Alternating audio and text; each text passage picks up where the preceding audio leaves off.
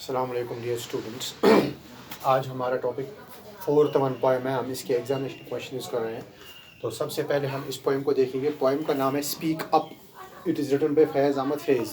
ये speak up जो है फैज़ अहमद फैज़ ने लिखी थी जब मुल्क हिंदुस्तान अपनी तहरीक आज़ादी लड़ रहा था अंग्रेज़ों के ख़िलाफ़। तो उस वक़्त शोरा हज़रत का भी बहुत एक अहम रोल रहा है इसमें।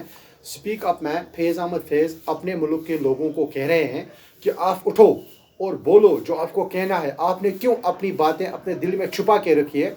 आपके पास एक सोल है, एक रूह है जो आपकी अपनी है, आपकी ज़ुबान है। आप बोल क्यों नहीं रहे? ये आपका हक है, जो आपका पैदाइशी हक है जो आपसे छीना गया है। तो आप इस हक को वापस क्यों नहीं लेते हो इन अंग्रेज़ों से? तो ये लोगों को हम कहेंगे जज्बा दे रहे हैं, उनको उकसा रहे हैं कि नहीं आप उठो, इन अंग्रेज़ों के खिलाफ बगावत करो, क्योंकि ये वक्त है।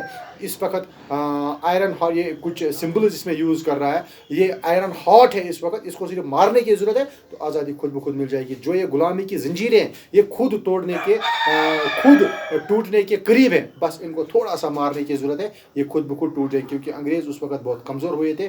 बरतानिया का जो साम्राज्य था उसकी उस वक्त जो ताकत थी वो बहुत कम हो चुकी थी, क्योंकि दूसरी आलमगीर जंग में भी उनका बहुत बड़ा नुकसान हुआ था। तो ये उनको कहता है कि आप उठो, आपको उठने की ज़रूरत है, बस लड़ने की ज़रूरत है, इनके खिलाफ बात करने की ज़रूरत है, ये हमें खुद आज़ाद छोड़ेंगे।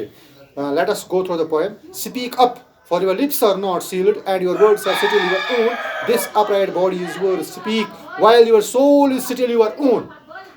उठो मेरे कौम के लोगों, उठो बोलो।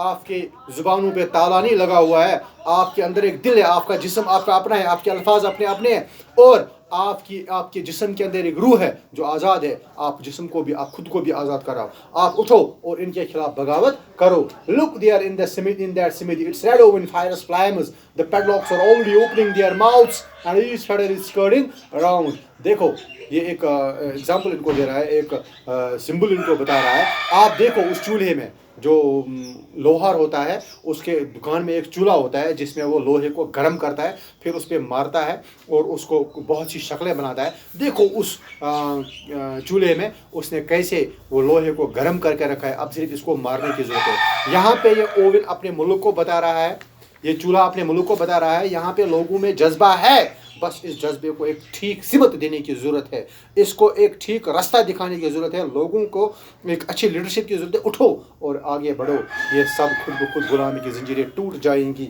और देखो वो ऑलरेडी जो गुलामी की ज़ंजीरें हैं वो ख़त्म हो रही है, वो तबाह बर्बाद हो रही है, वो टूट रही है। आपको सिर्फ थोड़ा सा हिलना डुलना है और अपनी बात को आगे बढ़ाना है। Speak up now for time is running out. उठो, वक्त जल्दी से भाग रहा है, कहीं देर ना हो जाए। Before your body and mind fade away, इससे पहले कि आपका जिस्म तबाह हो जाए, आप मर जाओ या आपका दिमाग चेंज हो जाए। उठो, tell us for truth is not yet dead. उठो, सच्चाई मरी नहीं है, सच्चाई हमेशा जिंदा है। उठो और बोलो अपने दिल की बात। Speak whatever you have to say. उठो, वो बोलो जो आपको बोलना है। सबसे पहला एक्सट्रैक्ट जो है, speak up for your lips are not sealed and your words are still your own. This upright body is yours. Speak while your soul is still your own. इन 4 लाइनों का, ये पेज नंबर 83 पे है। इन 4 लाइनों का आपको एक समरी लिखनी है जो एग्जामिनेशन पॉइंट ऑफ व्यू से बहुत इंपॉर्टेंट है। देखिए, the poet wants to make his dash realize that God has given them the power to dash and they must speak up the things they want to say, and they have also a dash of their own. They should follow dash of their soul and say the dash they have kept buried in their dash out of here. आप इन खाली जगहों को भरना है। मैंने आपको बता के रखा है 6 खाली जगह होते हैं, 3 मार्क्स का क्वेश्चन होता है। आप देखिए करना क्या है। The poet wants to make his, किन को ये उठाना चाहता है? Make his countrymen, ये अपने मुल्क के लोगों को बताना चाहता है। Realise that God has given them power, कि अल्लाह ने उनको एक ताकत दी है। किस चीज़ की? Power to speak. आप बोल सकते हैं, आपके अंदर जुबान है, आप इस जुबान से इस साम्राज्य का इनके खिलाफ बोल सकते हैं। And they must speak up, उनको बोलना चाहिए the things they want to say, वो चीज़ें जो वो कहना चाहते हैं। And they have also a dash of their own, और उनके पास एक रूह है उनकी अपनी, soul of their own. They should follow the voice. उनको चाहिए कि वो अंदर की आवाज़ को, जो अंदर से आवाज़ आ रही है, जो अंदर से वो गुलामी के खिलाफ आवाज़ आ रही है, उसको फॉलो करे, ऑफ देयर सोल एंड से द, और उनको चाहिए कि वो चीज़ें कहे, से द थिंग्स, इस पे थिंग्स लगेगा, they have kept breed in their hearts, जो उन्होंने दबा के रखी है अपने दिल में, आउट ऑफ फियर, क्योंकि वो डर रहे हैं। अब देखिए समरी बन गई कैसे। The point wants to make his countryman to realise that God has given them the power to speak and they must speak up the things they want to say, and they have also a soul of their own. They should follow the voice of their soul and say the things they have kept buried in their heart out of fear. अब इसका दूसरा एक part है, दूसरा एक stanza है। Look there in that smithy, it's red on fires flames, the padlocks are already opening their mouths and each petal is scurrying round. इसके हमने क्वेश्चंस निकाले हैं।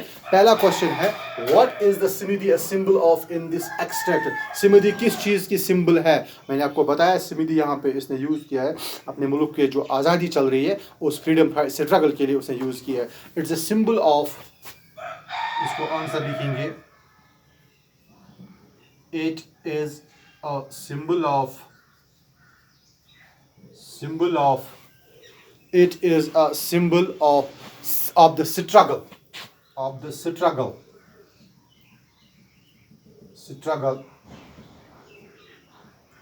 going on for India's freedom. ये वो स्ट्रगल है जो हिंदुस्तान की तहरीक आज़ादी के लिए चल रही थी अंग्रेज़ों के खिलाफ। गोइंग ऑन फॉर फ्रीडम, हाँ, इंडियाज़ फ्रीडम। दूसरा क्वेश्चन है इसका, how can the padlocks of slavery open their mouth. ये जो गुलामी की जंजीरें ये कैसे अपने आप को ये कैसे खुल जाएंगी। They can open there mouths with the cooperation of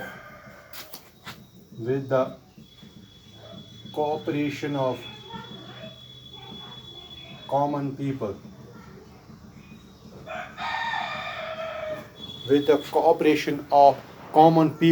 in the struggle for freedom,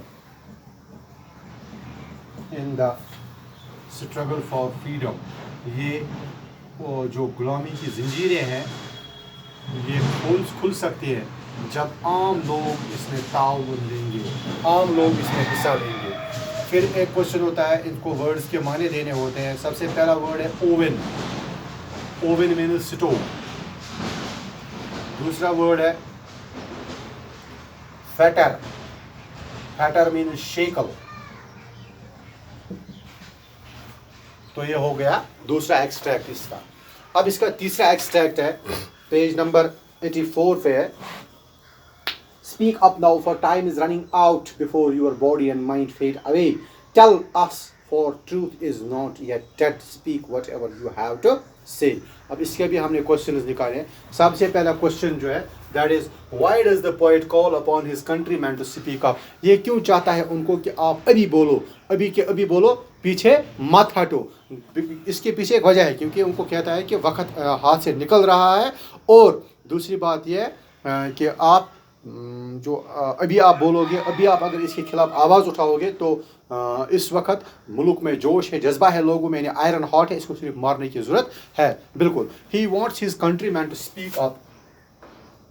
पहले क्वेश्चन का आंसर लिखेंगे, he wants his countrymen to speak up because the time is running out. The time is running out. एक बात है, यानी वक्त जल्दी से हाथ से निकल रहा है, और दूसरी बात, he wants them to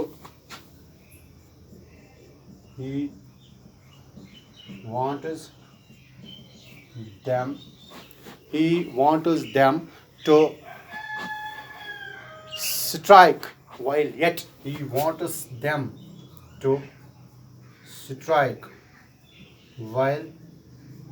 yet the iron is hot. Hot, यानी अभी लोहा गर्म है, बस मारने की ज़रूरत है। दूसरा क्वेश्चन एक है इसमें, what should the people speak, क्या कहना चाहिए लोगों को? They should speak what they want to say, यानी जो वो कहना चाहते हैं उनको अपनी बात अंदर नहीं रखनी है, उनको अपनी बात बाहर लानी है, यानी दिल में दबा के नहीं रखनी है, दिल से बाहर लानी है, ज़ुबान पे लानी है और उनके खिलाफ उठना है। तीसरा एक क्वेश्चन है, इसके वर्ड्स के माने देने होते हैं। पहला है रनिंग आउट। रनिंग आउट का मतलब होता है कम होना, जो आहिस्ता आहिस्ता कम हो, becoming less gradually, becoming less gradually. दूसरा एक पार्ट है, दूसरा एक वर्ड है इधर, फेड अवे। फेड अवे का मतलब होता है आहिस्ता आहिस्ता कम होना, ख़त्म होना। हाँ, to become weak, to become weak, कमज़ोर होना, कम होना। इस तरह से हमने 3 सिरंजाज के 3 मुख्तलिफ चीज़ें की है। एक में समरी लिखी है, 2 में हमने क्वेश्चंस लिखे हैं। तो ये आपकी तीसरी पोएम कंप्लीट हो गई। Thank you.